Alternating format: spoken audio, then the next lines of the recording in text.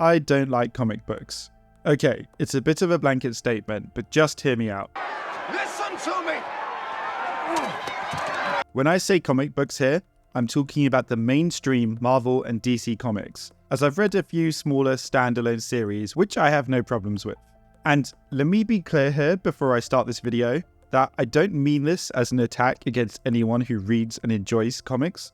I myself have read quite a few series, although I'm probably more of what you'd call a casual reader. So what I'm explaining here is just my own personal opinion and why I personally don't like comic books. There's no denying that comic books are a cultural phenomenon. Characters like Batman, Spider-Man, and Superman have basically become our modern-day mythology, beloved by millions across the globe. But popularity doesn't always equal perfection, and I want to discuss today what I think are the biggest issues with these characters and their stories. So, whether you're a die-hard comic fan or more of a casual reader, just hear me out, see what you think, and let's jump straight in.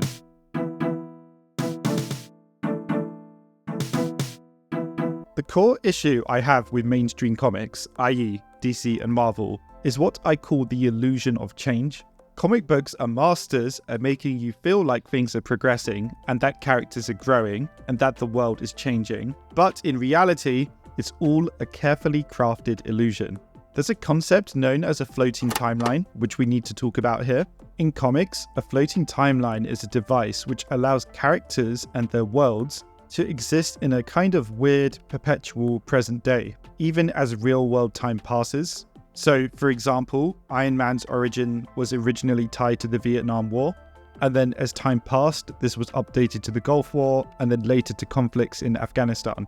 And whilst this approach somewhat keeps characters fresh and relevant, in reality, there is no meaningful long-term change or progression. What this concept of a floating timeline ends up doing is it allows publishers to keep characters eternally marketable, but it comes at the cost of genuine, lasting change. And I know this might sound silly or nitpicky, and we'll keep expanding on this throughout the video, but to me, this idea runs contrary to the very essence of storytelling. I'll talk more about this in the second part of the video, but to me, a story is fundamentally about going on a journey with a character, seeing and experiencing how they change and evolve over time, seeing them overcome obstacles and challenges, and finally, experiencing the catharsis of the ending of the story and the resolution of their character arc. So again, if we come back to comic stories, this crucial, essential element of storytelling is lost. Another aspect of this illusion of change is what is often called a revolving door of death. In comics, death is rarely permanent. Characters die in dramatic, sales-boosting events, only to be resurrected a few years, or sometimes even months, later. This kind of cycle creates a boy who cried wolf scenario. When a character dies or faces a life-changing event, we can't fully invest emotionally because we know it's likely to be reversed. I mean, if we're honest, we all know that a character like Superman or Batman can never be killed off or even permanently crippled or changed, because at the end of the day, status quo is king in comics. No matter what happens, things must always return to a recognizable baseline. And that is why, despite decades of stories, Bruce Wayne is still Batman, still brooding, and still fighting the same villains. Peter Parker is still struggling to balance his personal life with being Spider-Man, and the X-Men are still fighting for acceptance in a world that fears and hates them. Any significant changes, marriages, children, career shifts, major character developments, so on and so on, are often undone or retconned to maintain this status quo. And perhaps the most frustrating aspect of this illusion is the concept of the never-ending battle. Superheroes can never truly win. They just can't. If Batman actually cleaned up Gotham for good, or if the Avengers brought lasting peace to the world, what stories would be left to tell? And that's why Gotham is still as crime-ridden as ever, despite Batman's efforts for almost a century. And it's why the Marvel Universe seems to face a world-ending threat every summer. The conflict can never truly end, because ending the conflict means ending the story, and probably more importantly, ending the revenue stream. And we all know the money must flow. Spice must flow. This leads us on to the second part of what I wanted to discuss, the cost to storytelling.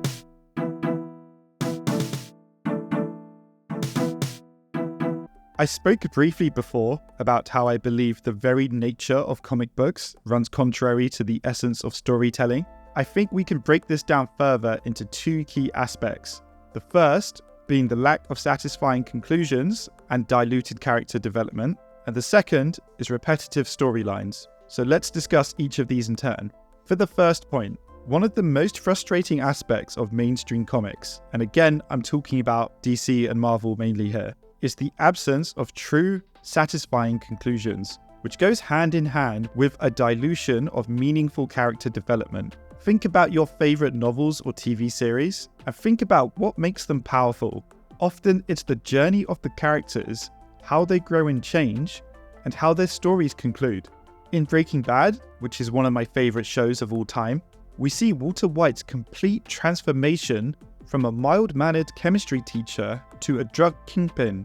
The series had a definitive ending that brings his character arc to a close.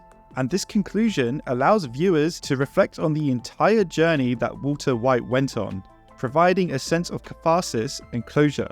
But in mainstream comics, the satisfaction is often denied to the readers. The never-ending nature of these stories means that true resolution is always just out of reach. Like I was saying before, Batman will always be Batman, doomed to forever fight crime in Gotham. Spider-Man will always struggle, balancing his personal life and his superhero duties. Their stories are designed to continue indefinitely. And so, in a funny way, the characters are doomed to suffer eternally because they can never be content. They can never be allowed to achieve their goals. And this lack of conclusion robs the stories of their emotional power. It's hard to feel the weight of a character's journey when you know they'll eventually and inevitably return to square one. For me, it would be like watching a TV show where every episode ends with, "It was all a dream." Eventually, the stakes cease to matter. And now, if we talk about the second point, which is the repetitive storylines, I think another casualty of the never-ending narrative is originality. I can't even blame the writers for this, because when you have to tell stories about the same characters month after month, year after year, for decades and decades, you inevitably start repeating yourself. How many times has a hero turned evil only to be redeemed? How often have we seen the death of a major character, knowing they'll return? Even Elseworld stories and alternate versions of characters, I feel, are becoming repetitive at this point. How many times have we seen an evil Superman?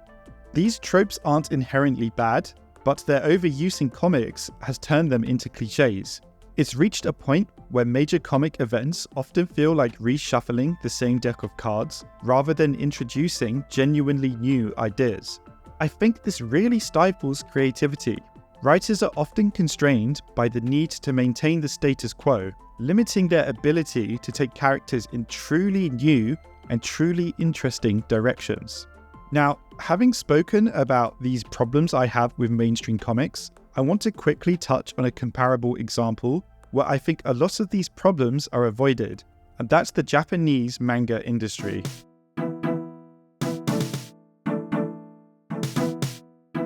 The manga industry's approach to storytelling offers a stark contrast to Western comics and demonstrates that the problem isn't with the comic medium itself, it's just the specific approach of mainstream Western comics that creates the issues that we've discussed.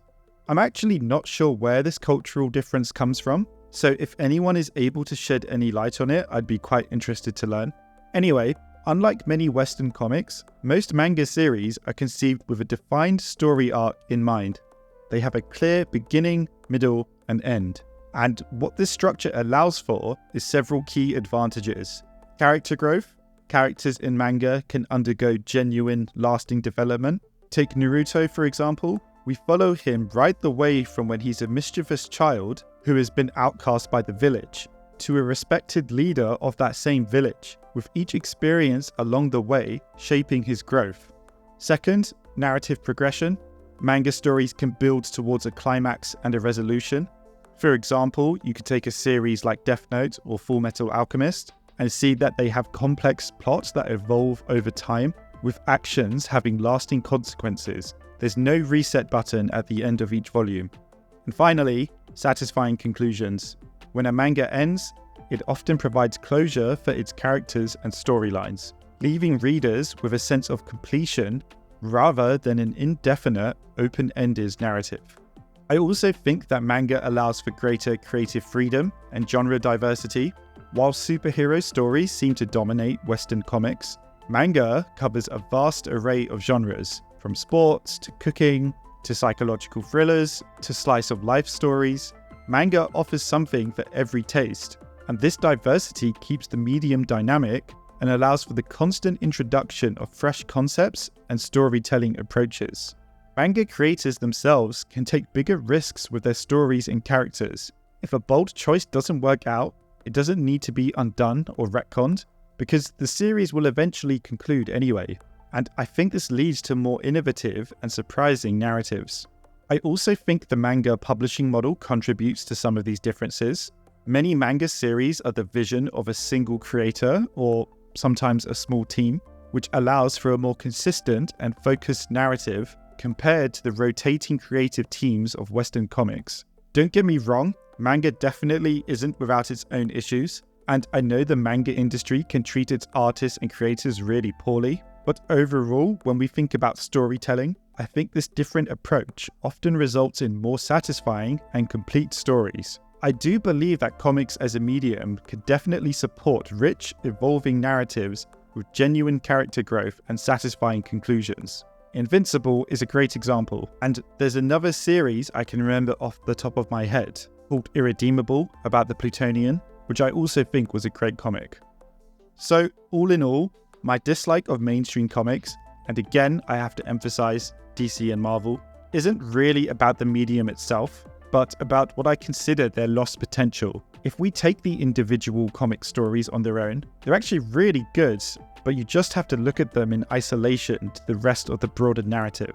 And also, to be clear, this critique doesn't negate the cultural importance of Western comics or the enjoyment that many readers find in them. These stories have created enduring characters and mythologies that have captured imaginations for decades. What do you guys think? Do you agree with me or do you disagree with me? As always, I'd be interested to hear what you guys think, and I always do my best to reply to everybody who comments on my videos. Otherwise, thank you for watching, and if you enjoyed this video, or at least found it engaging, please do like and subscribe, as it does help me and the channel out. See you next time.